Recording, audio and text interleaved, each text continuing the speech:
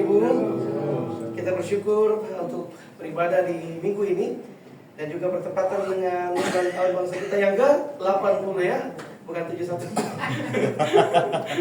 Yang ke-80 Bapak Ibu ya, kita bersyukur karena berkat Tuhan buat negara kita.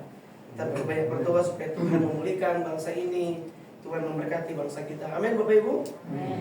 Dan kita bersyukur juga untuk ibadah di pagi hari ini. Kita mau melangsungkan ibadah ini, kita berada di depan Tuhan dengan satu pengakuan bahwa pertolongan kita ialah dari Tuhan yang menjadikan langit dan bumi dan yang tidak pernah meninggalkan pekerjaan tangannya. Turun atas kita sekalian kasih karunia dan damai sejahtera dari Allah Bapa, Putra, dan Roh Kudus. Amin. Saudara sekalian, di momen 17 Agustus yang jatuh tepat di hari ini, saya ajak kita, mari kita bangkit berdiri bersama-sama. Kita menyanyikan lagu kebangsaan kita, Indonesia Raya.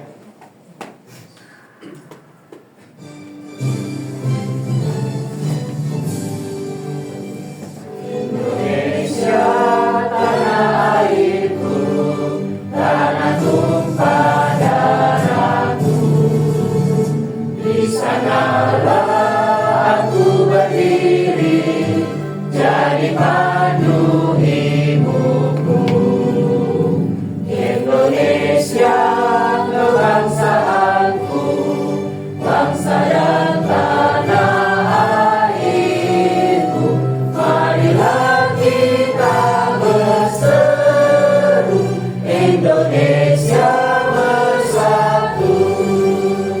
Hiduplah tanahku, hiduplah negeriku, bangsaku, rakyatku semuanya.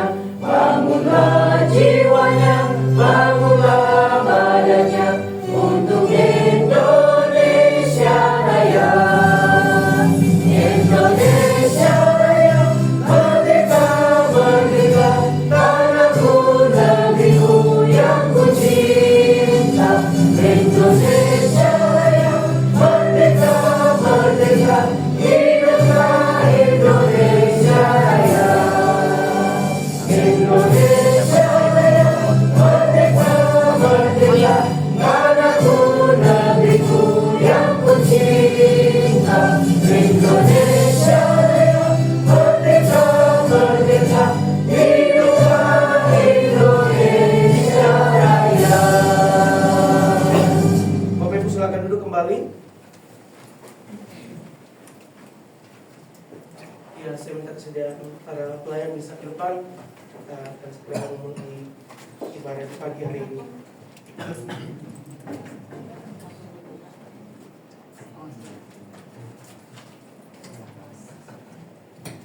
Saudara yang Tuhan Yesus kasihi, pemazmur berkata dalam Mazmur 90 ayat 17, demikian kiranya kemurahan Tuhan Allah kami atas kami, dan teguhkanlah perbuatan tangan kami. Ya, perbuatan tangan kami, teguhkanlah itu. Saudara-saudara sekalian, biarlah ini menjadi doa kita. Kita memohon Tuhan yang meneguhkan setiap kita, Tuhan yang memampukan setiap kita, dan biarlah sepanjang hidup ini kita mempermuliakan nama Tuhan. Layaklah segala bangsa sujud kepada Tuhan dan menyembah Tuhan sebagai satu-satunya Allah yang layak dipuji dan layak disembah. Sebab besar dan ajaiblah karya Tuhan, sungguh adil dan benar jalan-jalannya. Dia Raja segala bangsa, Dia Allah yang Maha Kuasa, dan terpuji-pujilah nama Tuhan. Mari kita pujikan pujian ini dengan hati kita yang penuh rasa kagum dan hormat kepada Tuhan. Katakan, besar dan ajaiblah karyamu, adil dan benarlah jalanmu.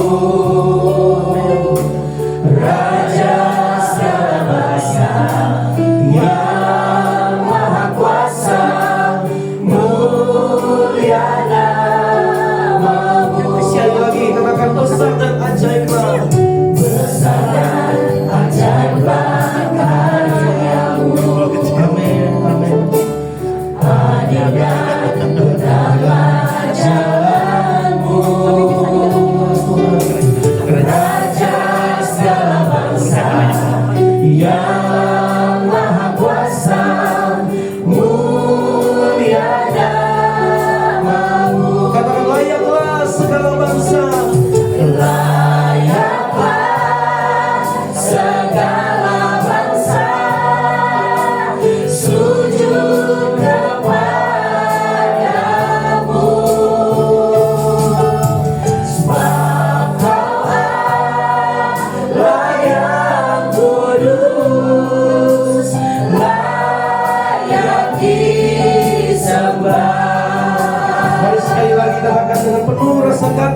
hormat kepada Tuhan.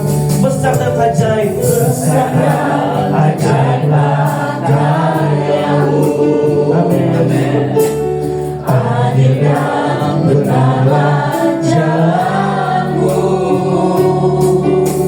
Raja segala bangsa yang maha kuasa, mulia namamu. Layaklah segala bangsa, Layaklah segala bangsa sujud kepadamu.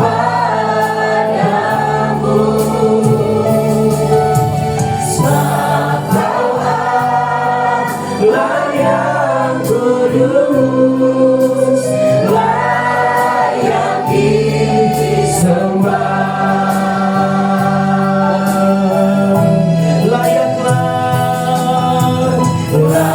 Layaklah segala bangsa sujud kepadamu.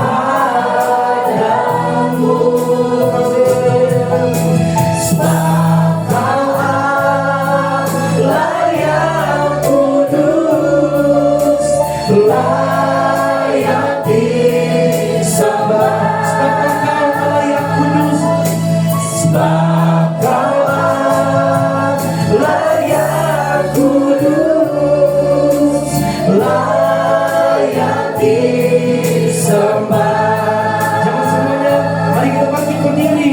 Katakan sebab Kau layak terima pujian. Sebab Kau layak Terima pujian, sebab Kau layak. Terima pujian, sebab Kau layak. Ku agungkan Yesus, Raja di atas segala raja. Sebab Kau layak. Sebab Kau layak.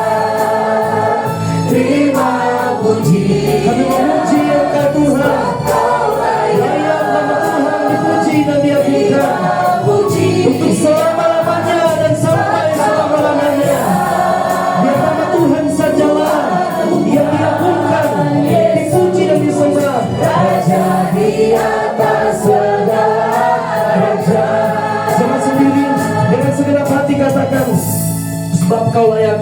Sebab Kau layak. Terima pujian, sebab Kau layak. Terima pujian, sebab Kau layak. Ku agungkan Yesus, Raja di atas segala raja. Sekali lagi katakan sebab Kau. Sebab Kau layak. Terima pujian, sebab Kau layak. Tuhan layak Terima untuk kami puji dan disembah Tuhan. sebab Kau layak. Ku agungkan Yesus, Raja di atas segala raja. Sebab Kau layak. Sebab Kau layak. Terima pujian, sebab Kau layak. Terima pujian, sebab Kau layak. Ku agungkan Yesus, Raja di atas segala raja. Raja di atas segala raja. Raja di atas segala raja. Raja di atas segala raja. Raja di atas segala raja. Berikan sorak-sorak yang meriah bagi Tuhan kita. Dia Allah, Dia Raja. Kami memuji Engkau Tuhan kami. Sebab Engkau Allah yang hidup, yang bertata di atas segala pujian umat-Mu. Hari ini kami berkumpul tempat ini dengan satu tujuan. Tuhan, nama-Mu dipermuliakan melalui ibadah ini. Beracaralah ya Bapa. Kami membuka setiap hati kami. Engkau datang Tuhan Kami percaya bahwa hari ini kalau Kau mengundang setiap kami datang dalam hadirat-Mu, datang di rumah-Mu, ada sesuatu baik yang Tuhan sediakan bagi setiap kami. Hati yang dipulihkan, semangat yang semakin dikuatkan, iman yang semakin diteguhkan, dan kepercayaan kami yang semakin hari semakin sungguh-sungguh berakar kuat di dalam Engkau. Dalam nama Tuhan Yesus kami berdoa dan bersyukur. Amin. Kekasih Tuhan, kita tetap berdiri dengan segenap hati kita bersama dengan orang percaya di segala tempat dan di sepanjang segala abad. Kita ikrarkan iman kita dalam pengakuan iman tersulit yang berbunyi demikian. Aku percaya kepada Allah, Bapa yang Maha Kuasa, dari langit dan bumi, dan kepada Yesus Kristus, Anak yang tunggal Tuhan kita, yang dikandung dari Roh Kudus, lahir dari kakak Maria, yang menderita sengsara di bawah pemerintahan Pontius Pilatus, disalibkan, mati dan dikuburkan, turun ke dalam jalan maut. Pada hari yang ketiga, bangkit pula dari antara orang mati, naik ke surga, duduk sebelah kanan Allah, Bapa yang Maha Kuasa.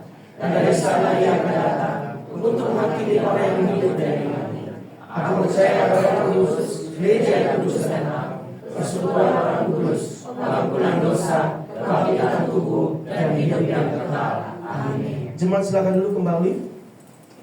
Responsoria terambil dalam 2 Timotius 4 ayat 6 sampai 8. Saya membaca bagian liturgos, jemaat sekalian bersama dengan Singer membaca bagian jemaat. Mengenai diriku, aku sudah mulai dicurahkan sebagai kurban, dan saat kematianku sudah dekat. Aku telah mengakhiri pertandingan yang baik. Aku telah mencapai garis akhir. Dan aku telah memelihara iman. Sekarang telah tersedia bagiku mahkota kebenaran yang akan dikaruniakan kepadaku oleh Tuhan, Hakim yang adil pada hari itu. Bukan hanya kepadaku, melainkan juga kepada semua orang yang beriman. Ya, demikian pembacaannya saudara. Saya mengajak kita untuk mari kita memuji Tuhan dengan hati penuh syukur. Kami terima kuasa-Mu Tuhan, bahwa kita orang-orang yang telah ditebus. Amin. Kita orang-orang yang telah dikuduskan. Amin Bapak Ibu. Amin. Dan kita adalah umat pemenang. Amin Bapak Ibu. Ya, mari kita bangkit berdiri bersama-sama. Katakan pujian ini. Kami yang telah ditebus dengan darah yang kudus. Kami yang telah ditebus dengan darah yang Mengangkat pujian. mengangkat pujian bagimu. Katakan kami baik kudus-Mu. Kami baik kudus-Mu sebagai bukti karya-Mu. Katakan Kau besar dan hidup. berlari sampai tujuan. Berlari sampai tujuan, mendapatkan mahkota kekal. Kami terima kuasa-Mu Tuhan. Kami terima kemenangannya. Engkau sediakan untuk kami bawa di setiap langkah. Dimanapun kami berada, kemanapun kami kan pergi, di situ pasti mujizat-Mu terjadi. Mari sekali lagi katakan pujian ini. Kami yang telah ditebus Dengan darah yang kudus. Mengangkat pujian bagimu. Katakan kami baik kudus-Mu. Kami baik kudus-Mu sebagai bukti karya-Mu. Nyatakan Kau besar dan hidup. Berlari sampai tujuan. Berlari sampai tujuan, mendapatkan mahkota kekal. Kami terima kuasa-Mu Tuhan. Kami terima kemenangannya. Engkau sediakan untuk kami bawa di setiap langkah.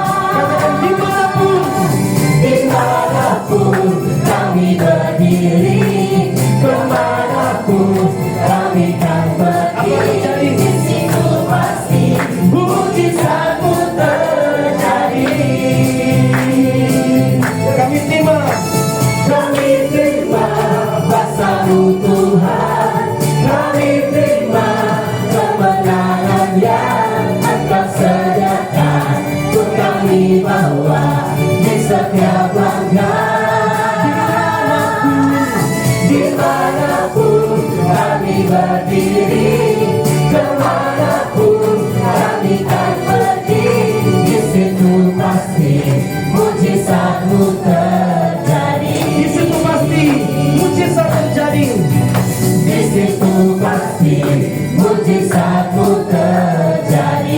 Coba sekalian, mari sampai katakan tangan kita, katakan Haleluya, Kau ada dalam hatiku, takkan patah semangat, takkan hilang. takkan hilang kekuatanku. Haleluya.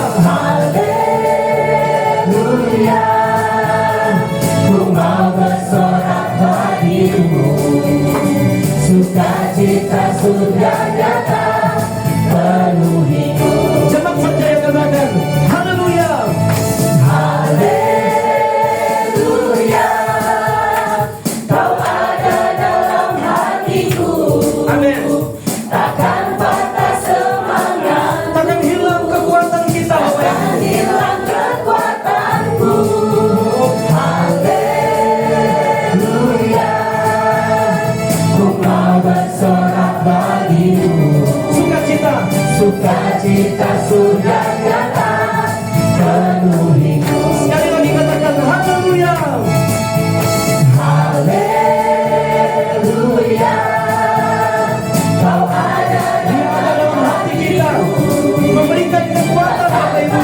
semangatku, takkan hilang kekuatanku. Haleluya, ku mau bersorak bagimu, sukacita sudah nyata penuhiku. Sukacita surga nyata. Sukacita sudah nyata penuhiku. Sekali lagi katakan sukacita surga. Sukacita surga nyata penuhiku.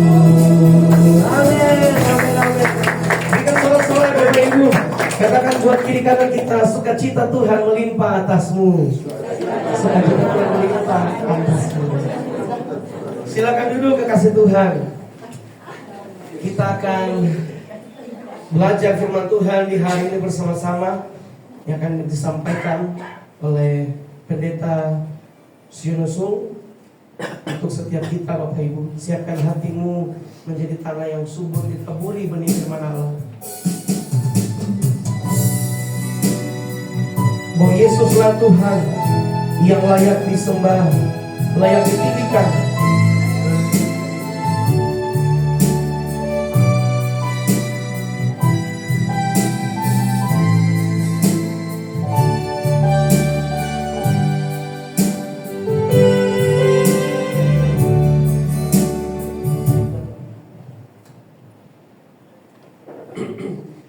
Yesuslah Tuhan yang layak ditinggikan. Dia layak disembah oleh suku-suku bangsa.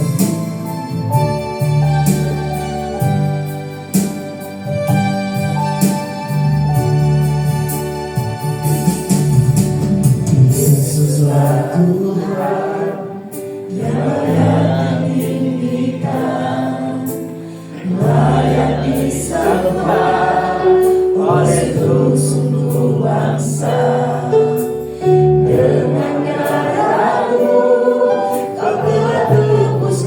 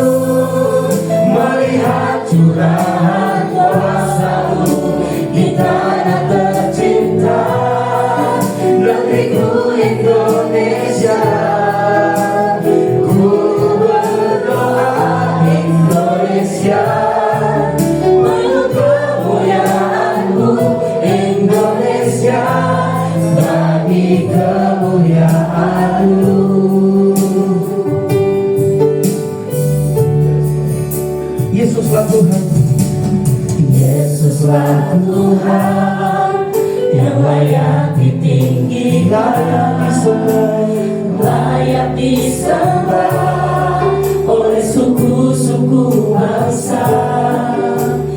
Dengan darah-Mu Kau telah tebus dosaku. Genapi Tuhan firman-Mu atas negeriku. Hatiku rindu melihat kemuliaan-Mu. Hatiku rindu melihat curahan kuasa-Mu di tanah tercinta, negeriku Indonesia. Ku berdoa Indonesia, penuh kemuliaan-Mu. Indonesia, bagi kemuliaan-Mu. Ya Allahku, nyatakan kemuliaan-Mu. Ya Allahku, nyatakan curahan kuasa-Mu di tanah tercinta, negeriku Indonesia. Ku berdoa Indonesia, penuh kemuliaan-Mu. Indonesia, bagi kemuliaan-Mu. Indonesia, ku berdoa Indonesia, penuh kemuliaan-Mu. Indonesia, bagi kemuliaan-Mu. Indonesia, Indonesia, bagi kemuliaan-Mu.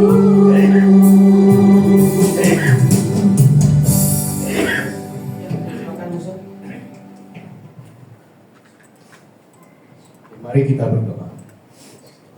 Ya Tuhan, biarlah seperti lagu yang kami nyanyikan, kami terus berdoa bagi bangsa kami, bangsa Indonesia, yang hari ini merayakan kemerdekaan yang ke-80 tahun. Ya Tuhan, kami tahu kami hanya bisa berharap kepada Engkau saja. Engkau Allah yang berdaulat, Engkau Allah yang berkuasa. Biarlah Engkau saja yang berkuasa dan berdaulat atas semua kami yang ada di Indonesia ini. Biarlah kami boleh membawa kemuliaan bagi Engkau. Dan hari ini kami mau bersama-sama menurunkan firman Tuhan. Kiranya Tuhan juga menolong kami, memberikan kami kerendahan hati untuk siap mendengar firman Tuhan, dan juga suatu hati yang taat untuk melakukannya dalam kehidupan kami. Terima kasih Tuhan, tolong hamba-Mu yang Kau pakai di dalam kelemahannya boleh menyampaikan maksud hati Tuhan. Demi nama Tuhan Yesus kami bersyukur dan berdoa. Amin. Shalom Bapak Ibu, Saudara terkasih. Ya, perkenalkan nama saya Sujono. Saya saat ini pelayanan di GKJ Kartini. Ya, senang sekali hari ini boleh beribadah bersama. Tema kita hari ini adalah pelayanan yang bernilai kekal. Di sini saya cuma taruh satu ayat saja ya, tapi saya ingin mengajak kita membaca Mazmur 90 dari awal ya, supaya kita ada melihat latar belakangnya, yang melihat konteksnya sebelum kita sampai kepada ayat ini. Saya akan membacakan bagi Bapak Ibu Saudara. Saya akan buka dari Mazmur nomor 90. Mazmur nomor 90. Di sini kita melihat bahwa judulnya adalah doa Musa abdi Allah. Jadi ini merupakan isi doa ya, doa dari Musa. Saya akan bacakan bagi Bapak Ibu sekalian. Tuhan, Engkaulah tempat perteduhan kami turun-temurun. Sebelum gunung-gunung dilahirkan dan bumi dan dunia diperanakkan, bahkan dari selama-lamanya sampai selama-lamanya Engkaulah Allah. Engkau mengembalikan manusia kepada debu dan berkata, kembalilah hai anak-anak manusia, sebab di matamu 1000 tahun sama seperti hari kemarin apabila berlalu, atau seperti suatu giliran jaga di waktu malam. Engkau menghanyutkan manusia, mereka seperti mimpi, seperti rumput yang bertumbuh, di waktu pagi berkembang dan bertumbuh, di waktu petang lisut dan layu. Sungguh kami habis lenyap karena murka-Mu, dan karena kehangatan amarah-Mu kami terkejut. Engkau menaruh kesalahan kami di hadapan-Mu, dan dosa kami yang tersembunyi dalam cahaya wajah-Mu. Sungguh segala hari kami berlalu karena gemas-Mu. Kami menghabiskan tahun-tahun kami seperti keluh. Masa hidup kami 70 tahun, dan jika kami kuat 80 tahun. Dan kebanggaannya adalah kesukaran dan penderitaan, sebab berlalunya buru-buru dan kami melayang lenyap. Siapakah yang mengenal kekuatan murka-Mu dan takut kepada gemas-Mu? Ajarlah kami menghitung hari-hari kami sedemikian, hingga kami beroleh hati yang bijaksana. Kembalilah ya Tuhan berapa lama lagi, dan sayangilah hamba-hamba-Mu. Kenyangkanlah kami di waktu pagi dengan kasih setia-Mu, supaya kami bersorak-sorai dan bersukacita semasa hari-hari kami. Buatlah kami bersukacita seimbang dengan hari-hari Engkau menindas kami, seimbang dengan tahun-tahun kami mengalami celaka. Biarlah kelihatan kepada hamba-hamba-Mu perbuatan-Mu, dan semarakmu kepada anak-anak mereka. Kiranya, ayat 17, kemurahan Tuhan Allah kami atas kami, dan teguhkanlah perbuatan tangan kami, ya perbuatan tangan kami, teguhkanlah itu. Bapak Ibu Saudara sekalian, kalau kita bepergian ke sebuah tempat, ya, baik itu luar kota ataupun mungkin luar negeri, pastilah kita punya rencana ya. Biasanya kita ke sana itu paling berapa lama gitu ya, berapa hari atau seminggu, bahkan ada yang 2 minggu, sebulan gitu ya. Tapi berapa lama pun itu, pasti itu adalah sebuah waktu yang sementara. Ada batasnya bukan? Nah, karena ada batasnya, biasanya kita membuat ini namanya, membuat sebuah daftar ya. Kalau istilahnya adalah to-do list, daftar yang mau kita kerjakan. Saya ke tempat itu, saya ingin mengunjungi ini tulis ya, ini dari yang kita anggap paling penting sampai yang kalau pergi boleh, kalau enggak ya nggak sempat ya nggak apa-apa gitu ya. Ataupun kita mendaftarkan, oh saya mau makan ini dan ini, karena kita sudah mendengar ya dari YouTube, dari teman bahwa tempat itu ada apa yang menarik, ada makanan apa yang enak. Kita sudah berencana untuk hal itu. Jadi kita mendaftarkan dari yang paling penting sampai yang paling kurang penting. Karena kita tahu waktu kita terbatas. Jadi kita tidak bisa dengan gampangnya, dengan bebasnya menghabiskan waktu kita untuk hal-hal yang kita anggap tidak terlalu penting, ya kan? Masa saya pergi ke tempat yang jauh melakukan hal yang saya juga bisa lakukan di sini, begitu ya? Jadi kita akan mencoba menuliskan hal-hal yang sangat harus wajib kita lakukan kalau di tempat ini. Karena kita tahu waktu kita sudah pulang ke tempat kita sendiri, kita sudah tidak punya kesempatan lagi untuk melakukan itu. Betul tidak, saudara?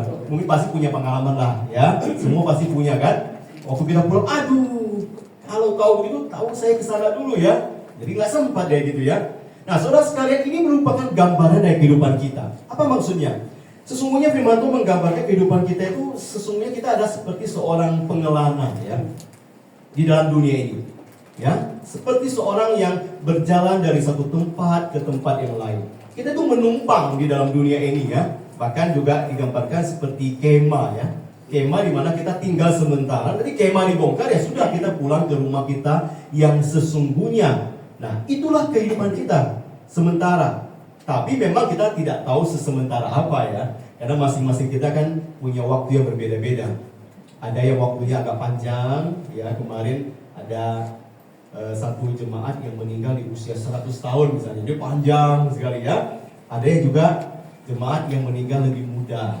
Jadi tapi kita tidak tahu kan kapan kita akan meninggalkan dunia. Tapi semua sama, sementara, terbatas. Nah, oleh karena kita tahu hidup kita itu sementara, terbatas, dan pasti akan berakhir, kita perlu menuliskan hal seperti ini. Apa ya dalam hidup ini yang harus saya kerjakan supaya hidupku itu tidak sia-sia, supaya hidup itu bermakna. Nah, ini yang mau kita lihat pada hari ini. Bagaimana yang pertama kita boleh memaknai bahwa hidup kita itu adalah hidup yang singkat, terbatas, dan fana. Yang kedua adalah, lalu bagaimana kita bisa mengisi hidup yang fana ini, yang sementara ini, dengan yang bernilai kekal tadi ya. Nah, itu yang kita harapkan. Dan kita mau sama-sama merenungkan dari doa Musa ini ya. Doa Musa, seorang abdi Allah yang luar biasa. Dan kalau kita melihat, sesungguhnya Musa ini ya, waktu dia menuliskan ini kemungkinan ya, karena tidak dituliskan dengan jelas ya, kemungkinan ada waktu itu adalah masa di mana dia melihat bagaimana bangsa Israel itu telah mendapatkan hukuman dari Tuhan karena ketidaktaatan mereka di padang gurun. Jadi mereka berkali-kali tidak mau taat kepada Tuhan, ya. Waktu mengalami masalah, Tuhan tolong. Waktu Tuhan sudah tolong, mulai lagi gitu ya, kambuh lagi ya, kumat lagi ya. Jadi seperti itulah. Itu memang gambaran kita manusia pada umumnya seperti itu juga. Tapi itulah yang terjadi. Waktu itu setelah Musa merenungkan tentang apa yang terjadi, bahkan dia juga melihat bagaimana ada umat Allah, orang-orang Israel yang juga meninggal di padang gurun itu, dia merenungkan kehidupan manusia itu. Dia melihat sungguh hidup manusia itu begitu rapuh ya, begitu terbatas, begitu fana. Bahkan sesungguhnya manusia itu tidak ada bisa dibandingkan dengan apapun dengan Tuhan yang adalah Tuhan yang kekal itu. Jadi dia ingin menunjukkan sebuah perbandingan yang sangat kontras. Tuhan Allah begitu berkuasa, begitu mulia, begitu agung, tak terbatas, sempurna. Dan sedangkan kita manusia itu lawannya ya, kontras kan lawan ya. Kita lemah, terbatas, sementara ya, tidak berkuasa dan sebagainya. Dan kalau kita tadi dari ayat yang tadi kita baca ya, kalau kita melihat dari ayat pertama dan seterusnya, Musa dalam doanya menggambarkan bahwa Tuhan itu digambarkan seperti sebuah tempat perlindungan yang teguh, yang teduh gitu ya, teguh. Karena kenapa? Karena waktu itu mereka sedang berpindah dari satu tempat ke tempat yang lain ya. Jadi Musa sedang menggambarkan bahwa memang kita ini di dalam dunia ini memang mungkin punya rumah, punya tempat, tetapi sesungguhnya tempat kita yang sesungguhnya adalah Tuhan sendiri. Karena kenapa? Dialah yang menyediakan segala sesuatu. Dari dialah segala sesuatu yang kita miliki dan ada. Dan hanya dialah yang kita bisa andalkan selama-lamanya. Bahkan dia mengatakan sebelum gunung ya, ini gunung yang luar biasa. Kalau kita setiap kali melihat alam, melihat gunung ciptaan Tuhan, kita pasti akan kagum luar biasa ya. Karena kita manusia tidak mampu untuk menghadirkan yang begitu indah itu. Dan itu gunung-gunung yang indah itu pun sesungguhnya adalah tidak seindah Tuhan kita. Karena kenapa? Gunung-gunung ini ada waktunya di mana dia tidak ada ya. Jadi gunung ini memang kita tahu begitu kokoh, begitu teguh ya, dan pasti sudah bertahun-tahun lamanya ada di sana, dan mungkin dia akan juga bertahan bertahun-tahun berikutnya, tetapi dia ada waktunya pernah dia tidak ada di dalam dunia ini karena gunung pun diciptakan oleh Tuhan. Jadi tetap saja dia tidak sebanding dengan Allah kita. Nah, jadi di sini mau dibandingkan dengan Allah kita adalah Allah yang kekal, yang tidak bisa dibandingkan dengan yang sementara di dalam dunia ini. Kalau kekal itu berarti apa? Selalu ada, ya, abadi. Dari dulu, sekarang sampai selama-lamanya. Tidak pernah tidak ada, selalu ada. Ya, dari dulu sampai kapanpun. Jadi pernah ada satu waktu, ya. Padahal memang dalam kekekalan kita juga tidak bisa sebut waktu, ya. Waktu itu cuma ada dalam dunia. Tapi ada satu waktu atau satu masa di mana Allah cuma Allah sendiri aja. Yang lain semua tidak ada, ya. Cuma ada Allah Tritunggal di sana, semua tidak ada yang lain. Karena dia adalah yang kekal. Kalau ada yang lain, berarti kan kita berkata bahwa jangan Allah dua diciptakan. Tidak, Allah adalah Allah yang kekal, di mana waktu tidak ada apapun yang kemudian menciptakan satu persatu ya. Jadi Allah itu adalah Allah yang kekal dan tempat perteduhan manusia yang selama-lamanya. Betapa bedanya Allah berkuasa, manusia lemah. Allah menguasai atau berdaulat atas kita dan kita bergantung kepadanya. Nah, itulah gambaran Musa tentang Allah. Lalu bagaimana dengan manusia? Manusia sebaliknya. Manusia kalau ayat ketiga dikatakan engkau itu seperti debu. Kembalilah engkau kepada debu. Karena manusia diciptakan dari debu tanah, kembali kepada debu tanah. Manusia itu tidak ada apa-apanya dibandingkan dengan Tuhan. Jadi setelah Musa menggambarkan keindahan, kemuliaan Allah, dia kembali kepada kondisi manusia. Kalau manusia beda, manusia seperti debu tanah. Dan dikatakan bahwa hidup mereka itu begitu singkat ya. Singkat sekali ya, dikatakan sini, engkau menghanyutkan manusia, mereka itu seperti mimpi ya, seperti rumput yang bertumbuh, kemudian di waktu pagi berkembang dan bertumbuh, di waktu petang lisut dan layu. Jadi kita itu digambarkan sebagai sebuah tanaman yang sebentar ada, sebentar kelihatan, tapi kemudian sebentar lenyap. Itulah manusia. Tidak tahu Bapak Ibu Saudara apakah sudah sungguh-sungguh merenungkan atau memaknai kondisi kehidupan ini. Biasanya ini seringkali kita sungguh-sungguh pikirkan waktu kita berada di rumah duka ya. Waktu kita duduk di sana kita merenungkan, iya ya, hidup itu begitu singkat ya. Kalau sekarang Bapak Ibu Saudara sudah berusia seperti sekarang ini, waktu kita melihat ke belakang kita berkata, oh cepat ya, waktu itu berlalu dengan begitu cepat. Memang kenyataannya seperti itu. Seberapa panjang pun umur seseorang, dia itu digambarkan seperti sesuatu yang cepat, berlalu begitu cepat. Kalau Musa menggambarkan, ya manusia itu kira-kira 70 tahun, kalau kuat 80 tahun. Ya ini gambaran secara umum, walaupun kenyataannya memang ada yang lebih daripada itu. Dan juga ada yang lebih muda daripada itu. Tapi itulah manusia. Kita semua terbatas, kita semua umurnya tidak sampai sepanjang yang kita mau, ya, walaupun kita mungkin mau lebih panjang lagi. Karena kita manusia adalah ciptaan Tuhan yang terbatas. Nah, oleh karena itu, melalui doa Musa ini kita kembali diingatkan bahwa ya, kita manusia di dalam tengah-tengah waktu yang terbatas itu, apa yang harus kita lakukan? Apa yang harus kita kerjakan? Sadarkah kita bahwa suatu saat hidup kita akan berakhir? Sadarkah suatu saat nafas kita yang terakhir itu akan berhenti? Nafas itu akan berhenti. Apakah kita sadar akan hal itu? Seorang kaisar, ini adalah kaisar Cina atau kaisar Tiongkok yang luar biasa, ya. Dia disebut sebagai kaisar yang sangat berhasil sekali. Karena dia adalah kaisar pertama yang bisa menyatukan seluruh Tiongkok menjadi satu pemerintahan. Dulu kan terpecah-pecah, ya, tapi dia disebut sebagai kaisar yang luar biasa yang menyatukan Tiongkok di dalam satu pemerintahan. Kemudian dikatakan dia juga menetapkan sistem tulisan yang seragam. Jadi waktu ada tulisan yang seragam, mereka bisa saling mengerti, ya, bisa saling disatukan dengan satu sama lain. Kemudian juga menyatukan mata uang, ukuran berat, ukuran panjang, ya. Jadi itu membuat segala sesuatu menjadi lebih lancar, komunikasi menjadi lancar, perdagangan juga menjadi lancar. Dan dia juga membakukan, bahkan roda kereta pun dia bakukan supaya semuanya berjalan dengan baik, ya. Dan dia membangun jalan-jalan, dia membangun berbagai bangunan yang besar. Bahkan dikatakan, konon katanya dia juga yang menginisiasi atau memulai pembangunan tembok besar, walaupun bukan dia yang menyelesaikan, ya. Jadi kita melihat itu sebuah karya, sebuah prestasi yang luar biasa dari seorang kaisar yang luar biasa. Tetapi di tengah-tengah atau di balik segala keberhasilan itu, dia ada satu ketakutan. Itu adalah dia takut mati, ya. Dia saking menikmati segala kekuasaannya, dia saking menikmati segala keberhasilannya, yang dia takutkan adalah mati, meninggal. Di mana dia akan meninggalkan segala sesuatu yang dia sudah capai itu, dan kemudian dia tidak bisa lagi menikmati semua itu. Lalu apa yang terjadi adalah dia mencari cara, dia mengutus orang, ayo coba cari di seluruh dunia ada obat yang bisa memperpanjang umurku supaya aku tidak usah mati, tidak usah meninggalkan dunia ini. Mereka pun mencari, tapi tidak ketemu juga. Sudah cari kemanapun mereka tidak menemukan obat yang dimaksudkan oleh kaisar ini, dan akhirnya dia pun meninggalkan dunia ini di usia yang belum terlalu tua juga sesungguhnya, ya, mungkin kurang lebih 50 atau akhir-akhir 40-an. Jadi kita melihat bahwa siapapun dia tidak akan terlepas dari kenyataan ini. Pada saat Tuhan berkata, kembalilah hai anak-anak manusia, kita harus kembali kepada Tuhan.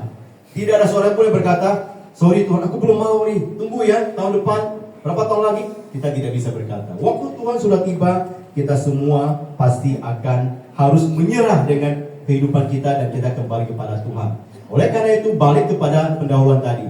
Bagaimana di tengah-tengah hidup yang begitu singkat ini, ya, 70, 80, 60 atau 90 ini, apa yang mau kita isi, ya? Kegiatan atau tujuan apa yang mau kita capai di dalam kehidupan ini yang singkat ini. Nah, orang sering menggunakan istilah ini, ya, namanya bucket list. Bucket list itu adalah daftar yang orang buat. Biasanya sih orang buat itu waktu dia menjelang udah mau meninggalkan dunia ini atau udah tua, biasanya mereka buat ini. Tapi sesungguhnya bisa dibuat kapanpun, ya. Daftar hal-hal yang mau dilakukan sebelum meninggalkan dunia ini. Nah, ini ada filmnya juga, ya. Jadi pernah ada yang buat begitu, ya. Jadi saya mau ini, mau itu, sebelum saya meninggal dunia, saya mau ini dan itu, ya. Contohnya, ya, saya ambil dari internet, ya. Misalnya berkaitan dengan perjalanan atau petualangan. Sebelum saya meninggal, saya ingin mengunjungi 10 negara di dunia ini. Misalnya saya mau naik balon udara di Turki, mau menyelam di Raja Ampat misalnya, ya, mendaki Gunung Fuji. Nah, ini ada cita-cita, ya, keinginan. Selama saya masih hidup, masih kesempatan, saya mau mencapai ini semua, ya. Ini ada yang lain, misalnya pengalaman unik, saya ingin melihat aurora. Pernah dengar aurora? Saya pernah dengar, tapi nggak usah lihat, nggak pernah lihat, ya. Menonton langsung final Piala Dunia misalnya, tidur di hotel es di Swedia, ikut maraton internasional. Yang lain, Saya ingin menulis dan menerbitkan buku, saya ingin belajar bahasa asing sampai lancar, saya ingin membuka bisnis, saya ingin lulus S3 ya. Nah, ada lagi misalnya dalam keluarga, saya ingin merayakan ulang tahun pernikahan emas 50 ya. Tidak banyak orang bisa sampai di sini yang mungkin yang umurnya ya. Nah, melihat anak lulus kuliah, membawa orang tua berlibur keluar. Ini adalah hal-hal yang mau dicapai seseorang waktu mereka masih hidup dalam dunia ini. Bapak Ibu Saudara mungkin juga punya daftar ya. Walaupun tidak dituliskan di sini, dalam pikiran ada ya. Saya sih berharap ya, suatu saat saya bisa. Nah, gitu ya. Di sini semua ada gitu ya. Ada keinginan, ada pikiran walaupun kita tidak tuliskan. Nah, apakah boleh kita menuliskan semua itu? Boleh-boleh saja, tentu saja ya. Boleh-boleh saja kita menuliskan harapan kita, apa yang kita ingin capai ya, berkaitan pribadi, keluarga, pekerjaan, bahkan pelayanan. Boleh-boleh saja. Tapi jangan lupa bahwa tadi sudah disampaikan, karena hidup kita yang fana, yang singkat, terbatas itu, mari masukkan juga daftar-daftar ya. Jangan hanya yang berkaitan tentang dunia ini saja, tapi bagaimana sebuah tujuan yang bernilai juga sampai kepada kekekalan. Ya.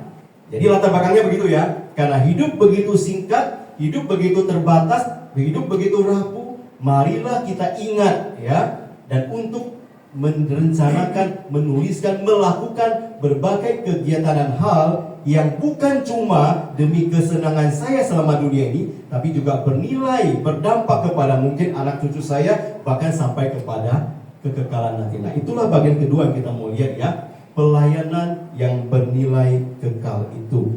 Nah, kalau kita baca ayat 12 dulu dikatakan, ajarlah kami menghitung hari-hari kami sedemikian hingga kami beroleh hati yang bijaksana. Karena kita sudah tahu jumlah-jumlah hari yang terbatas, maka Musa berkata dan memohon Tuhan untuk mengajarkan kepada kita, ayo kita belajar untuk menghitung hari-hari. Maksudnya menghitung hari-hari adalah tentu saja bukan, saya sisa umur berapa ya, gitu ya. Tiap hari menghitung kira-kira umur saya sampai kapan. Ya, itu memang hal yang wajar kita bertanya, tapi maksudnya adalah bagaimana kita boleh sungguh-sungguh memaknai bahwa hari-hari yang ada itu sekarang ada, belum tentu ke depan itu ada lagi. Maka dari itu kita perlu hati yang bijaksana, bagaimana kita mengisi hari-hari kita itu. Bagaimana kita bisa memakai waktu-waktu kita itu dengan baik. Jangan biarkan itu lewatkan begitu saja tanpa kita menggunakan dengan baik. Kan ada lagu yang sangat terkenal, hidup itu adalah, hidup ini ya, hidup ini adalah kesempatan kan ya. Karena penulis lagu ini juga sadar bahwa ya itu betul kesempatan. Kalau sudah lewat tidak akan balik lagi, ya kan? Kalau kita sekarang udah usia agak lanjut misalnya, kita melihat orang muda, aduh ini orang muda dulu saya muda begitu ya, tapi saya sudah nggak bisa balik lagi kan ya. Nah, tapi kita jangan menyesali apa yang ada di belakang, tapi bagaimana kita melihat hari-hari ke depan itu, saya mau baik-baik dengan hikmat Tuhan memakainya untuk mengisinya dengan apa yang bermakna bagi Tuhan, bagi sesama, bagilah kekekalan. Nah, waktu kita melihat ayat 12 ini memang masih bagian dari doa Musa, dan itu konteksnya masih sama. Konteks di mana Musa itu sedang merenungkan apa yang terjadi kepada umat Israel, di mana mereka telah bersalah kepada Tuhan dan mereka tidak taat kepada Tuhan, dan Tuhan menghukum mereka. Dan dalam konteks inilah Musa melihat kerapuhan manusia itu, dan dia ingin berkata, Tuhan, ajarlah kami supaya kami tahu. Saya menghitung-hitung hari hidup kami itu terbatas. Bagaimana kami mau baik-baik menghidupi hidup kami itu. Dan kemudian dikatakan di ayat 13-16 itu berkata, ya Tuhan, berbelas kasihanlah kepada hamba-hambamu ini. Karena Musa menyadari bahwa tanpa belas kasihan Tuhan, tanpa kemurahan Tuhan, dia tidak bisa menjalani kehidupan ini dengan baik, dengan bermakna, dengan berarti. Jadi dia memohon Tuhan untuk memulihkan umatnya, untuk membalikkan kondisi mereka yang duka cita kembali menjadi sukacita. Kemudian dia Tuhan mengenyangkan mereka hari demi hari dengan firman-Nya. Musa berdoa dan generasi-generasi mendatang juga boleh menikmati dan tahu akan siapa akan Allah ya. Dan dia ingin agar Tuhan memberi arti dan makna hidup kepada manusia. Barulah kita sampai kepada ayat 17. Dia berkata, kiranya kemurahan Tuhan Allah kami atas kami. Yaitu adalah di ayat 17 bagian A. Pada saat Musa mengucapkan hal itu, dia sangat tahu dan sangat yakin bahwa oleh karena kemurahan Allah sajalah aku bisa hidup sampai saat ini dan bisa mengisi hidupku dengan hal-hal yang bermakna. Tanpa kemurahan Allah, aku tidak ada sampai hari ini dan aku tidak bisa melakukan apa yang harusnya aku lakukan. Aku akan tersesat, aku akan melakukan apa yang tidak disenangkan oleh Tuhan. Aku akan menghabiskan waktuku dengan perbuatan dosa yang melawan Tuhan. Dia berkata, oleh kemurahan Tuhan saja, oleh karena kasih karunia Tuhan saja yang boleh menyadarkan aku dan menolong aku supaya aku bisa hidup sesuai dengan apa yang Tuhan inginkan. Kemudian dikatakan bahwa dan teguhkanlah perbuatan tangan kami, ya perbuatan tangan kami, teguhkanlah itu. Jadi kalau kita menjalani hidup ini tanpa Allah, tanpa kemurahan Allah, tanpa kasih karunia Tuhan, tanpa peneguhan dari Tuhan, maka hidup kita pasti akan sia-sia dan tidak bermakna. Oleh karena itu Musa memohon dengan sangat, ya Tuhan, teguhkanlah perbuatan kami. Perbuatan kami yang mungkin dipandang sepertinya hal yang biasa-biasa saja, tidak terlalu banyak berarti kalau secara manusia melihatnya. Tetapi pada saat itu dilakukan dalam kesadaran akan kemurahan Tuhan, dilakukan bersama Tuhan dan tujuan untuk kemuliaan Tuhan, maka itu menjadi bermakna.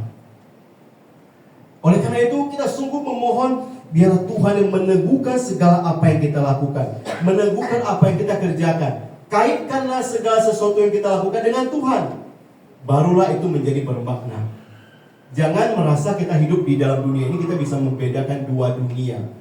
Kalau hari Minggu di gereja ini saya dunia bersama Tuhan. Kalau saya sudah kembali ke dunia nyata, ya Senin sampai Sabtu atau sampai Jumat, saya kayak hidup sendiri tanpa Tuhan, ya. Bahkan mungkin menyebut kata Tuhan pun kita sungkan gitu, ya. Di antara teman-teman kita mungkin merasa bahwa ya sekarang saya hidup lagi sendirian, ya. Saya tidak akan melakukan apapun untuk Tuhan. Bahkan mungkin ada orang yang tidak meminta pertolongan Tuhan juga. Nah, kalau hidup itu yang seperti itu yang kita jalani, tidak ada bedanya dengan orang yang tidak mengenal Tuhan. Menjalani hidup yang tanpa bermakna, tidak berarti sama sekali.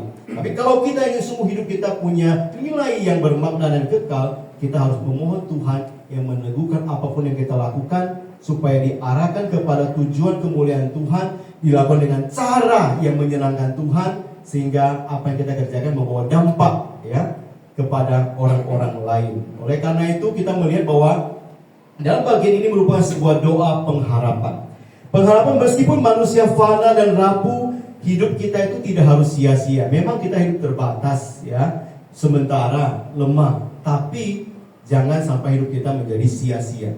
Bila kita disertai kemurahan Allah, setiap pekerjaan sederhana pun, ya, mengasihi, menolong orang, bekerja dengan jujur, melayani sesama, akan diteguhkan dan berdampak melampaui umur kita, akan bernilai kekal, ya.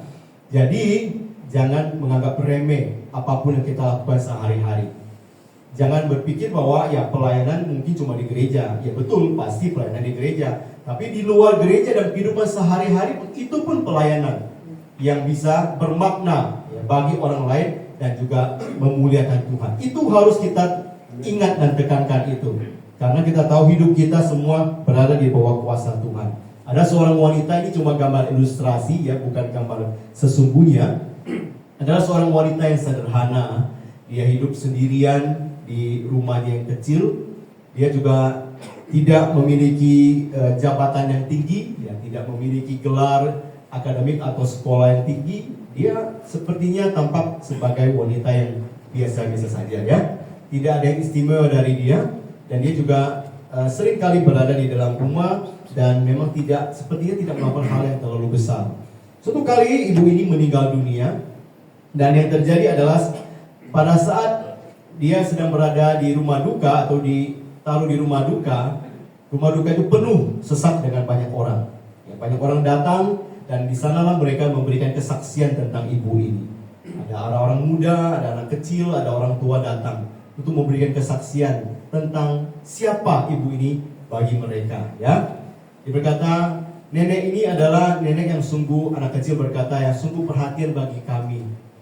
Waktu kami bermain di dekat rumahnya, dia selalu memberikan kami makanan-makanan kecil, ya, untuk menyenangkan hati kami. Dia tidak pernah mengusir kami, tidak pernah terganggu oleh keributan kami. Ada anak-anak yang agak besar, remaja pemuda berkata, iya, pernah juga satu kali waktu saya kesulitan, tidak bisa membeli seragam sekolah, nenek itu juga membantu saya. Jadi banyak cerita-cerita yang baik tentang ibu itu, tentang nenek ini yang disampaikan pada saat kedukaan itu. Bahkan juga ada orang-orang tua seumuran dengan beliau berkata, ibu ini sungguh perhatian kepada saya. Waktu saya merasa susah, merasa tertekan, dia mendampingi saya. Walaupun dia mungkin tidak berkata banyak, tapi dia mendampingi saya di waktu-waktu kesedihan itu, sehingga saya dikuatkan. Dia memiliki hati yang lembut, peduli kepada kami. Jadi ini adalah hal-hal baik yang ditunjukkan oleh ibu ini semasa dia hidup. Hal-hal yang sederhana mungkin, ya, dia tidak membangun sebuah gereja yang besar mungkin, ya, dia tidak melakukan sebuah tindakan misi yang besar, tetapi dengan lewat kehidupan dan kesaksiannya, dia menunjukkan bahwa hidupnya itu tetap bisa bernilai bagi orang-orang di sekelilingnya, dan juga boleh terus diingat seterusnya, bahkan tentu saja bernilai kekal karena apa yang dilakukan memuliakan nama Tuhan. Nah, pertanyaan ini juga saya mau tanyakan kepada kita semua. Apa yang akan orang-orang kenang dari hidup saya, hidup kita semua ketika kita tidak ada lagi? Pernah tidak kita merenungkan hal ini? Pernahkah kita memikirkan pertanyaan ini? Bagi orang muda biasanya jarang sih ya, memikirkan hal begitu ya. Tidak memikirkan tentang kematian. Tapi ini pertanyaan yang harus dijawab oleh semua orang, baik dari usia tua sampai usia muda, karena hidup kita tidak tahu berakhir sampai kapan. Kira-kira waktu kita meninggalkan dunia ini bukan maksud menakut-nakuti ya, tapi itu karena semua orang pasti akan menghadapi.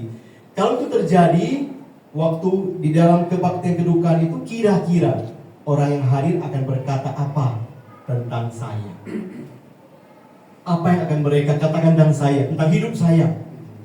Apakah mereka hanya akan mengatakan bahwa oh, orang ini memang dia sekolahnya tinggi ya, dia sekolah sampai S3, nah, tidak mungkin ya. Oh, dia ini jabatannya tinggi loh di perusahaan, dia jadi direktur mungkin misalnya ya. Nah, atau oh, ini dulu dia adalah seorang tentara yang bertempur di medan perang misalnya gitu kan. Jadi mungkin saja kita bisa dikenal oleh profesi kita, jabatan kita, apa yang kita lakukan. Tapi apakah orang akan mengingat kita sebagai orang yang misalnya seperti ibu tadi, oh dia ini adalah orang yang membantu saya, atau dia orang yang membantu tetangganya itu, oh dia adalah orang yang sungguh mengasihi orang lain, dia adalah orang yang penuh iman di tengah berbagai pergumulan, dia tetap teguh dan memberikan kesaksian bagi kami. Dia adalah orang yang setia melayani Tuhan di gereja. Bahkan dia adalah orang yang turut mendirikan gereja ini misalnya. Apakah itu yang akan kita dengar dari orang-orang di sekeliling kita? Nah, itu bergantung kepada kita. Bergantung pada apakah kita melihat segala sesuatu yang kita lakukan dari perspektif kita sendiri saja yang sementara, yang terbatas, atau kita mau menariknya lebih besar menjadi melihatnya dari perspektif Allah yang melihat segala sesuatu yang dilakukan adalah untuk Tuhan saja. Kalau kita mengaitkan itu dengan Tuhan, maka itu bisa bernilai. Tapi kalau tidak, itu berlalu begitu saja. Jadi mencuci piring bisa saja sebuah kegiatan yang biasa saja. Kita lakukan, berlalu begitu saja. Bisa saja begitu. Tapi mencuci piring juga bisa kita pakai sebagai alat untuk memuji Tuhan dan memuliakan Tuhan, dan itu bernilai. Ya, Bapak Saudara sekalian. Jadi bukan dilihat dari besar kecilnya tindakan, tetapi bagaimana motivasi di baliknya, caranya, tujuannya untuk siapa. Kalau Tuhan meneguhkan perbuatan kita, apapun itu yang dianggap sederhana, kita sudah melakukan apa yang bernilai bagi Tuhan. Baik di dalam keluarga, di dalam pekerjaan, di dalam pelayanan di gereja, di dalam rumah misalnya, dalam keluarga, sebagai ibu rumah tangga misalnya. Kalau kita melihat pekerjaan ibu rumah tangga itu begitu capek ya, betul tidak? Begitu sibuk, dari bangun pagi sampai malam, dari bangun pagi itu banyak sekali kegiatannya ya. Apalagi kalau anak-anak masih kecil, ya kan? Semua sudah pernah mengalami lah ya, sebagian besar ya, nggak semuanya. Kalau sebagai ibu rumah tangga kita melihat itu memang sebuah pergumulan yang berat ya. Tapi kalau kita memaknai itu sebagai pelayanan bagi Tuhan juga, mengaitkan itu dengan karya Tuhan dalam kehidupan kita, dan memohon Tuhan meneguhkan apa yang kita lakukan, nah itu bisa menjadi sebuah pelayanan yang bermakna dan bernilai kekal. Bukan saja bisa bermakna bagi anak kita, ya kan? Waktu dia bertumbuh besar, dia akan bisa merasakan bahwa mamanya, papanya itu adalah orang-orang yang peduli, perhatian kepadanya, mempersiapkan segala sesuatu baginya sehingga dia bisa bertumbuh dewasa dan mandiri. Itu bisa dimaknai seperti itu. Tapi sesungguhnya makna itu bisa melampaui jauh lebih daripada itu. Karena kenapa? Pada saat kita sudah melakukan semua itu, pada saat waktu itu sudah berlalu dan kita sudah kembali kepada Tuhan, nilai-nilai itu akan terus ada di sana. Di mana apa yang kita lakukan sungguh bermakna dan sungguh menilai. Waktu kita mengalami itu mungkin kita bisa saja dalam kecapekan kita, di dalam keletihan kita mengeluh ya. Itu kadang-kadang hal yang wajar kita terjadi ya. Tapi bagaimana kita mau mencoba seperti Musa? Ya Tuhan, tolonglah aku ya supaya aku bisa memaknai semua itu dari perspektif Allah, sehingga segala sesuatu yang kukerjakan itu menjadi bermakna, ya kan? Membesarkan anak, melakukan tugas rumah, dan juga kemudian dalam hal pekerjaan. Bagi bapak-bapak, sekarang ibu juga banyak yang bekerja di luar, bekerja banting tulang bagi keluarga. Kita kalau cuma mengaitkan itu dengan kita, itu tentu saja bagi keluarga itu sudah hal yang baik. Ya kan, saya bekerja untuk keluarga. Itu hal yang baik kan, bernilai ya. Bukan bekerja untuk supaya saya bisa senang-senang. Kalau saya bekerja untuk keluarga itu sudah bernilai sekali. Tapi kalau kita bisa mengaitkan semua pekerjaan kita itu demi kemuliaan Tuhan, itu adalah hal yang sangat bernilai sekali. Ya kan, jadi waktu kita bekerja kita akan berbeda dengan cara yang berbeda. Kita akan datang tepat waktu, kita akan melakukan sesuatu dengan sebaik mungkin, karena kita tahu apapun yang aku lakukan untuk kemuliaan nama Tuhan. Dan bagaimana kalau di gereja? Nah, di gereja memang segala yang kita lakukan memang selalu dikaitkan dengan Tuhan. Kita sudah pasti tidak bisa melepaskan itu dari Tuhan ya. Tapi kadang-kadang kita juga bisa melihat bahwa jangan-jangan apa yang kulakukan itu sia-sia ya. Kok pelayananku itu kayaknya kecil ya. Nah, contoh lah misalnya guru sekolah minggu ya. Guru sekolah minggu kadang-kadang waktu ngajar anak-anak, anaknya bandel gitu ya, nggak mau dengar. Pikir, aduh ngapain saya ngajar anak-anak ini ya. Mereka juga nggak mau dengar. Apa ada hasil gitu ya? Kayaknya nggak ada bermakna, nggak ada hasil gitu kan? Tetapi kalau kita dengar cerita dari beberapa orang bahwa mereka itu bisa percaya Tuhan gara-gara guru sekolah minggu. Jadi waktu dia kecil, memang dia seperti agak nakal, ya nggak mau dengar gitu kan ya. Waktu bertumbuh besar, dia baru ingat akan semua pengajaran itu, bahkan mungkin dari lagu-lagu yang dia dengarkan ya. Ada kesaksian teman saya, dia jadi hamba Tuhan gara-gara guru sekolah minggu ya. Karena dia sudah tumbuh besar, dia sudah gak ke gereja lagi ya. Karena waktu dulu kecil mungkin ikut orang tua ya. Udah dewasa kan udah bebas kan ya kemana-mana. Tapi waktu dia mengalami suatu masalah, tiba-tiba dia teringat akan lagu yang diajarkan guru sekolah minggunya ya. Tentang firman Tuhan disampaikan. Dia kembali kepada Tuhan bahkan menjadi hamba Tuhan. Nah itu contohnya. Pelayanan seseorang itu jangan kita anggap seperti sekarang kok kelihatannya gak ada hasil. Tapi itu bisa bernilai nantinya ya, bisa membawakan dampak yang luar biasa di depannya, bahkan bernilai sampai kepada kekekalan. Dan di dalam pelayanan kita tentu saja beda-beda ya posisinya, ada yang di mimbar ya, ambil pujian, main musik dan sebagainya, ada yang juga melayani secara langsung secara jemaat dengan tamu, bahkan pembesukan dan sebagainya.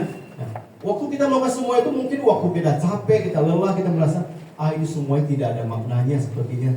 Nah, saya melayani malah disalahpahami misalnya. Saya melayani dengan baik, malah mereka tidak senang dengan saya. Kan ada kekecewaan kan ya. Jadi kalau kita mau mengaitkan semua kita lakukan, aku lakukan itu untuk Tuhan kok, bukan untuk manusia. Aku lakukan itu untuk Tuhan demi kemuliaan Tuhan. Nah, itu bisa menolong kita untuk bisa membantu kita menguasai atau memperbaiki suasana hati kita. Seperti Rasul Paulus mengatakan seperti ini ya. Dalam 1 Korintus pasal 15 ayat 8. Karena itu saudara-saudara kekasih, berdirilah teguh, jangan goyah, dan giatlah selalu dalam pekerjaan Tuhan, sebab kamu tahu bahwa dalam persekutuan dengan Tuhan jerih payahmu tidak sia-sia. Amin ya. Tidak sia-sia apapun yang kita lakukan.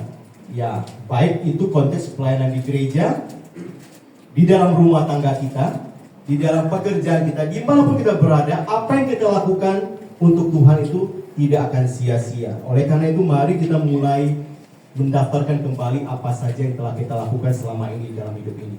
Mari lihat mana yang kita lakukan dengan bernilai kekal, mana yang kita lakukan hanya untuk kepentingan diri sendiri saja.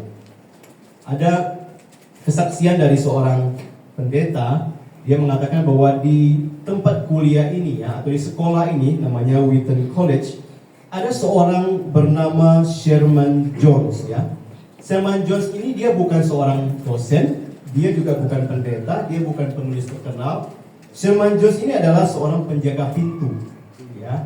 penjaga pintu ya, atau ya mungkin seperti satpam mungkin gitu ya. Jadi dia adalah penjaga pintu dan setiap hari selama bertahun-tahun dia bertemu dengan banyak sekali mahasiswa yang lalu lalang ya, masuk keluar. Dan Sherman Jones itu pada saat melihat mereka dia tidak membiarkan atau mengabaikan mereka sama sekali ya, tapi dia menyapa mereka dengan senyuman yang hangat ya, bahkan secara pribadi bahkan ya dia juga mendoakan para mahasiswa itu ya. Dia juga mengingat nama mereka dan sering menanyakan kabar, apa kabarnya dan sebagainya. Jadi banyak mahasiswa mengaku waktu mereka sedang stres, sedang sendirian, atau mereka hampir menyerah dalam studinya, mereka bertemu dengan Bapak ini, mereka dikuatkan kembali oleh kata-katanya yang lembut, doanya yang tulus, mereka diperhatikan dan dikuatkan. Dan salah satu mahasiswa yang sangat terkesan dan kemudian menceritakan kisah ini adalah seorang pendeta yang terkenal, pengkhotbah yang terkenal, penulis terkenal bernama John Piper. Dia mengatakan bahwa Sherman Jones ini telah menjadi teladan yang nyata tentang bagaimana seseorang bisa melakukan pekerjaannya sepertinya tampak biasa. Menyapa siswa kan hal yang biasa kan. Sebenarnya dia bisa memilih untuk tidak menyampaikan. Tugas saya cuma buka pintu, tutup pintu, menjaga keamanan ya.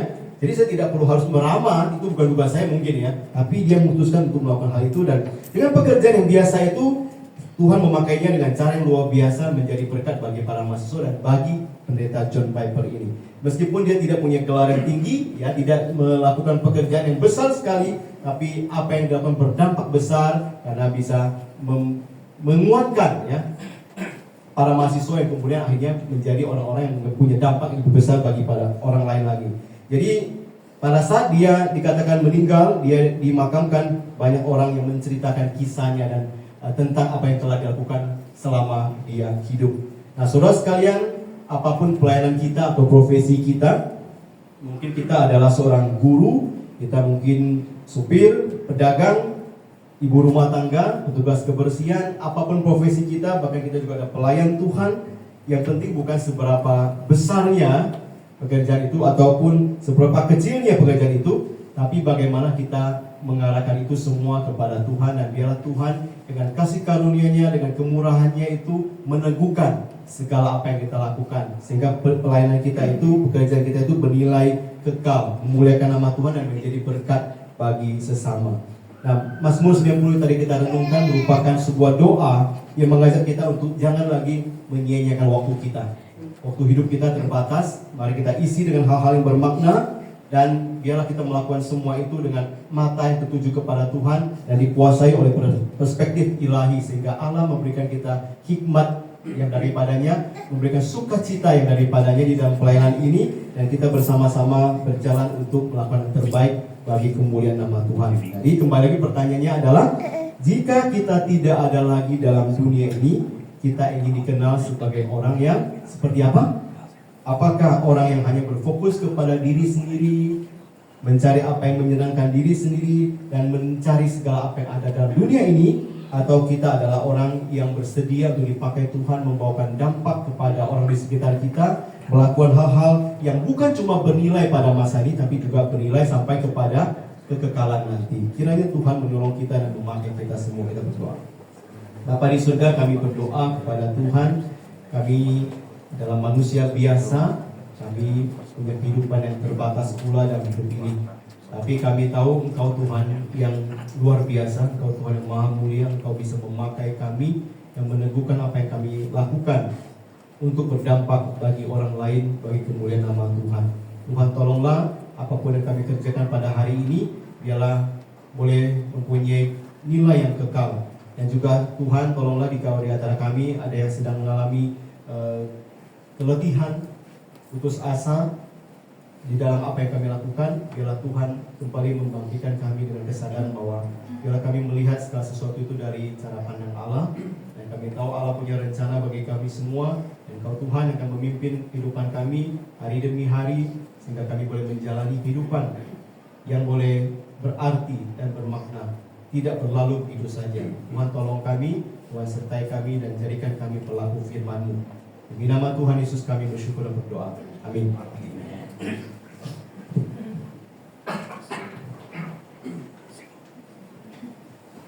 Ya, harusnya musuh firman Tuhan harus disampaikan. Bapak Ibu sekalian, kita akan Meresponi firman Tuhan di hari ini, kita memuji satu pujian sampai kita persiapkan persembahan kita. Persembahan bisa diberikan melalui amplop maupun juga scan QRIS yang sudah tersedia. Minta kesediaan Ibu Tuti untuk melayani kolektan di hari ini. Bapak Ibu sekalian, Ibu Dwi akan menyanyikan pujian ini, lalu kita akan menyanyi bersama-sama.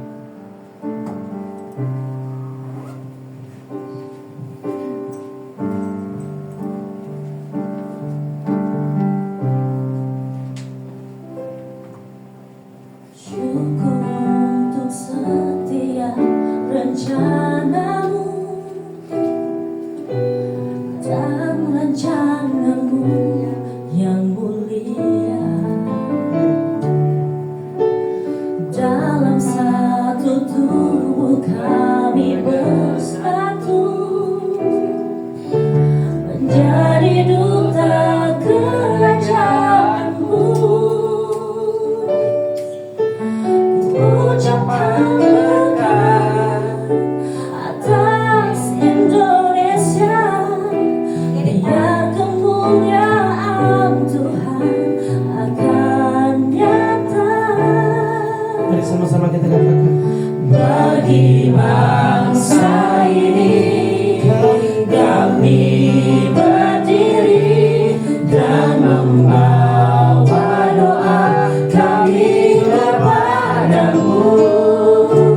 Sesuatu yang besar pasti terjadi dan mengubahkan negeri kami.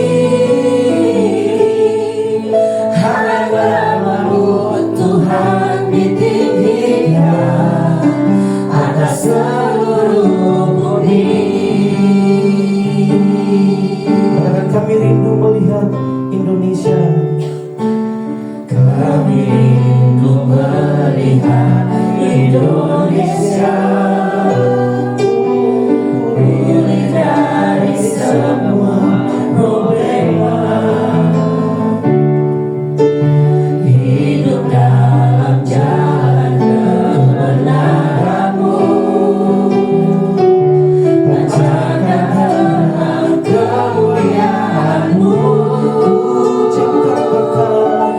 Ucapkan berkat atas Indonesia, biar kemuliaan Tuhan akan nyata.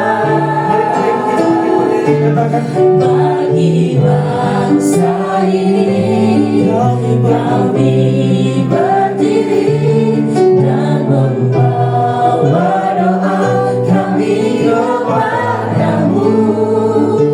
Sesuatu yang besar pasti terjadi dan mengubahkan negeri kami.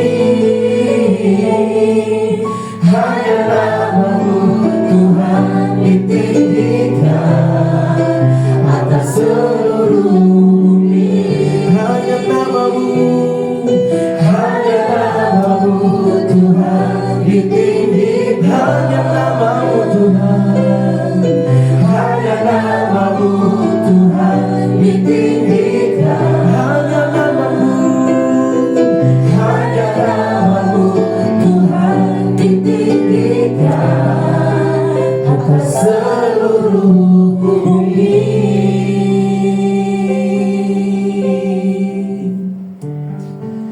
itulah menjadi kerinduan kami, dan kami percaya itu juga menjadi kerinduan Tuhan.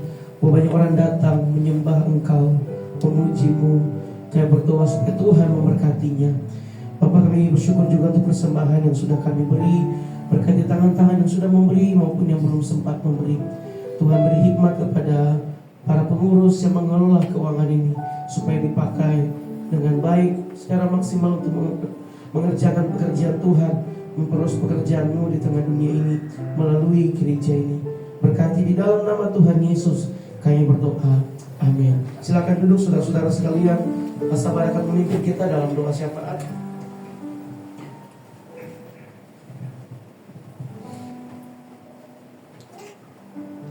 Tuhan, terima kasih Tuhan. Mari kita berdoa sama-sama. Tuhan, kami mengucap syukur buat firman-Mu pada hari ini Tuhan. Terima kasih. Engkau Bapa yang baik. Semua Engkau jadikan, semua Engkau ciptakan baik adanya. Hari ini juga kami baik adanya di hadapan-Mu ya Tuhan. Tuhan baik di dalam seluruh kehidupan kami. Terima kasih buat firman-Mu Tuhan. Kami berdoa untuk hamba-Mu Tuhan. Kami mengucap syukur Tuhan buat hamba-Mu. Tuhan pakai Tuhan, urapi dia Tuhan. Biar firman-Mu yang hidup itu Tuhan menghidupkan Tuhan setiap pribadi yang akan mendengarkan, dan Engkau dipermuliakan. Terima kasih Tuhan. Kami berdoa juga Tuhan sebagai umat-Mu di tempat ini, sebagai gereja-Mu. Inilah umat-Mu, inilah gereja-Mu. Kami datang bertobat Tuhan. Kami mau sampaikan Tuhan, biar Engkau kerjakan ya Tuhan, dan teguhkan firman-Mu atas hidup kami. Biar kami berguna Tuhan bagi umat-Mu, bagi gereja-Mu, bagi sesama-Mu ya Tuhan. Mulai hari ini kami mau berikan hidup kami Tuhan. Kami serahkan, pakailah, teguhkanlah, biar firman-Mu yang hidup itu hidup di dalam seluruh kehidupan kami Tuhan. Kami berdoa, kami serahkan di dalam nama Tuhan Yesus Kristus. Kami berguna di tengah-tengah keluarga, kami berguna di tengah-tengah umat-Mu, kami berguna di tengah-tengah gereja-Mu, kami berguna di tengah-tengah bangsa ini ya Tuhan. Kami serahkan seluruh hidup kami. Teguhkan firman-Mu. Firman-Mu iya dan amin. Itu hidup bagi mereka yang mengerjakan dan yang melakukan. Terima kasih ya Tuhan. Kami mengucap syukur. Hanya Engkau yang ditinggikan di tengah-tengah umat-Mu. Ini gereja-Mu Tuhan, ini umat-Mu Tuhan. Kami serahkan seluruh hidup kami di dalam nama Tuhan Yesus Kristus. Engkau yang beracara di tengah-tengah kami. Terima kasih Tuhan. Kami berdoa bagi bangsa dan negeri kami Tuhan.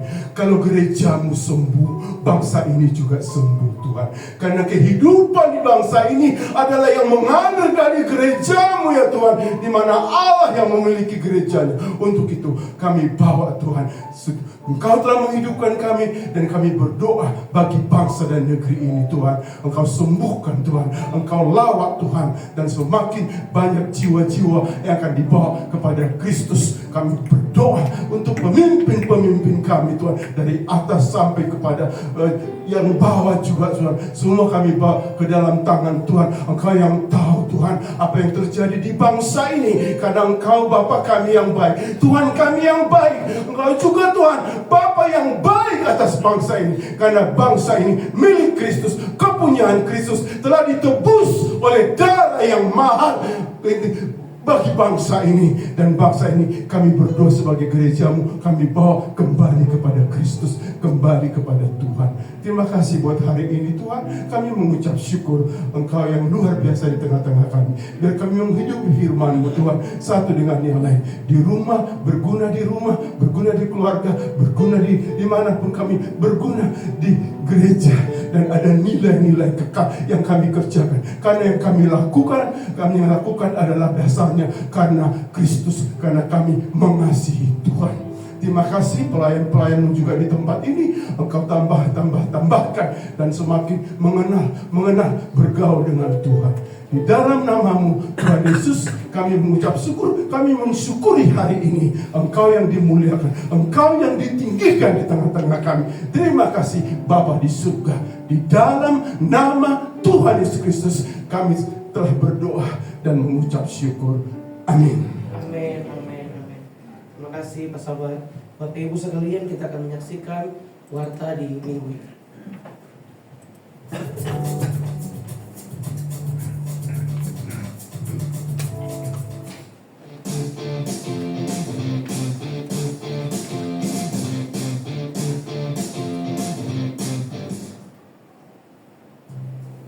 Shalom Bapak Ibu, saudara-saudari jemaat GKJ Sepana Sutra Ministry yang Tuhan Yesus kasihi. Senang sekali bisa berjumpa dengan jemaat sekalian dalam khotbah. Mewakili hamba Tuhan dan badan pengurus, kami mengucapkan selamat datang bagi Anda yang baru hadir dalam khotbah ini. Kami menyambut Anda sebagai keluarga dan senang sekali jika Anda dapat beribadah dan bertumbuh di GKJ Sepana Sutra Ministry. Dengan saya Sepon, mari kita simak khotbah berikut. ibadah Minggu 24 Agustus 2025 pukul 9 pagi hingga selesai dengan tema Pelayan yang berkarakter Kristus akan dilayani oleh Pendeta Pierre Tilaan. Berikut ini adalah tim pelayan ibadah minggu depan, Minggu 24 Agustus 2025. WL dan singer oleh Koryuk GKJ SC, pemusik oleh Saudara Jack, kolektan oleh Saudara Bill Caleb, pendoa oleh Bapak Stephen Ahau, penyambut oleh Saudara Denny, dan warta oleh Ibu Tuti.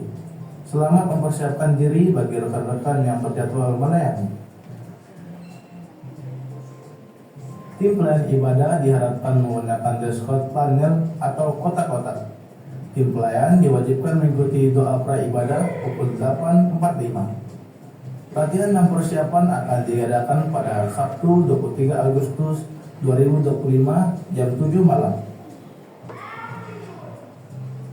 Persekutuan doa NWJ pada Rabu 20 Agustus pukul 7 malam hingga selesai, bertempat di ruang ibadah lantai 2, akan membahas tema Tuhan Sanggup. Akan dilayani oleh Guru Injil Michael Chiu, WL oleh Simuyanti, dan pemusik oleh Guru Injil M. Somad. Sekolah minggu diadakan pada jam ibadah yang sama dengan ibadah raya pada pukul 9 pagi hingga selesai, bertempat di ruang ibadah lantai 1.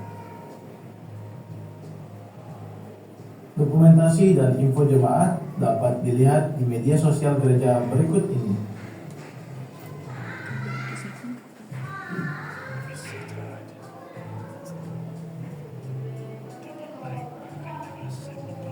Pertemuan LCC akan diadakan pada Jumat 22 Agustus 2025, bertempat di kediaman Bapak Sabar di Sentosapa.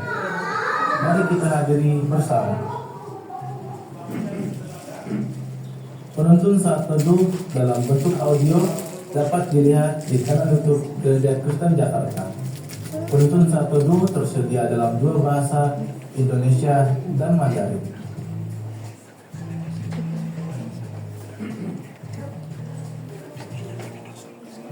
Bagi jemaat yang rindu melayani dalam ibadah, baik kebaktian minggu maupun NWJ, dapat menghubungi Simuyanti. Bagi jemaat yang membutuhkan pelayanan khusus, dapat menghubungi GI Michael Chiu dan GI M. Somartin. Bagi jemaat yang ingin dibantu dalam hal konferensi, baik dalam ibadah minggu maupun NWJ, dapat menghubungi Simu Ira. Terima kasih untuk dukungan pelayan Bapak Ibu dan saudara-saudara sekalian. Tuhan Yesus memberkati. Sekian warta minggu ini, sampai jumpa di minggu yang akan datang. Yohanes 1 ayat 12 mengatakan, tetapi semua orang yang menerimanya diberikan kuasa supaya menjadi anak-anak Allah, yaitu mereka yang percaya dalam nama. Selamat hari Minggu, selamat jadi berkat, Tuhan Yesus memberkati. Ya. Sekian warta kita di hari ini, Bapak Ibu. Nanti sesudah ibadah kita akan menikmati konsumsi bersama di bawah. Tapi sebelum kita ke bawah, Bapak Ibu ya, kita akan ada kebersamaan di sini terlebih dahulu. Dan sekali lagi kami siap pelayanannya, misal untuk kebaktian hari ini bersama dengan Simu yang sudah hadir. Bapak Ibu sekalian, Guru Injil Michael melayani hari ini dalam kebaktian tukar mimbar di GKJ Jemaat Jembatan 5 ya. Sehingga tidak bisa beribadah bersama-sama dengan kita dalam kebaktian di hari ini. Baik, kita akan mengakhiri ibadah kita. Mari kita bangkit berdiri, kita pujikan doksologi, doa berkat oleh Pendeta Sujonusu.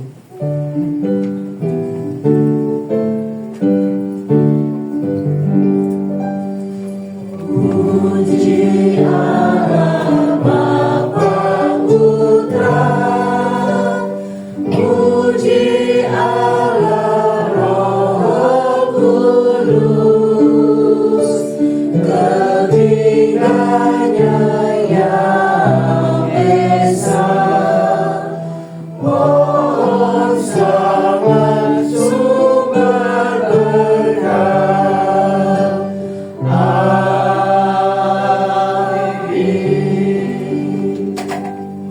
Mari jemaat yang dikasihi Tuhan, kita bersama Mengarahkan hati dan pikiran kita menerima berkat dari Tuhan. Kiranya cinta kasih dari Allah Bapa, anugerah dari Tuhan kita Yesus Kristus, persekutuan, penghiburan, kekuatan dari Allah Roh Kudus, senantiasa beserta dengan saudara-saudari sekalian dari saat ini sampai selama-lamanya. Amin.